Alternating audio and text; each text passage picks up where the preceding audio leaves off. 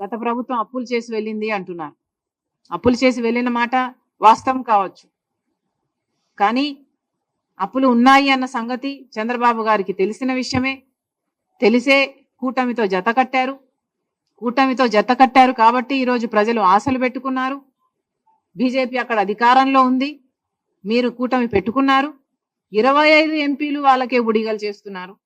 కాబట్టి అక్కడ నుంచి డబ్బులు తెచ్చే బాధ్యత కూడా చంద్రబాబు గారిదే. ఇలా ప్రతిదానికి డబ్బులు లేవు అనకుండా చంద్రబాబు గారు ఏం చేస్తారో, ఎలా చేస్తారో ఏదో ఒకటి చెయ్యాలి. అన్ని పథకాలకు డబ్బులు తీసుకురావాలని కాంగ్రెస్ పార్టీ డిమాండ్ చేస్తుంది. మీరేమన్నా మాట్లాడతారా?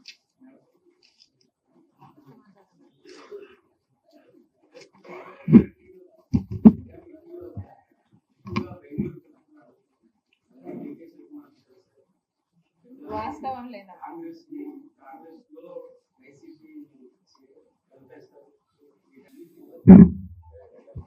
ఇంతకుముందే చెప్పినట్టున్నాం కదా, పిల్లకాలువలన్నీ సముద్రంలో చేరాల్సిందే అని. కలుపుతారా? కలపండి, మోస్ట్ వెల్కమ్.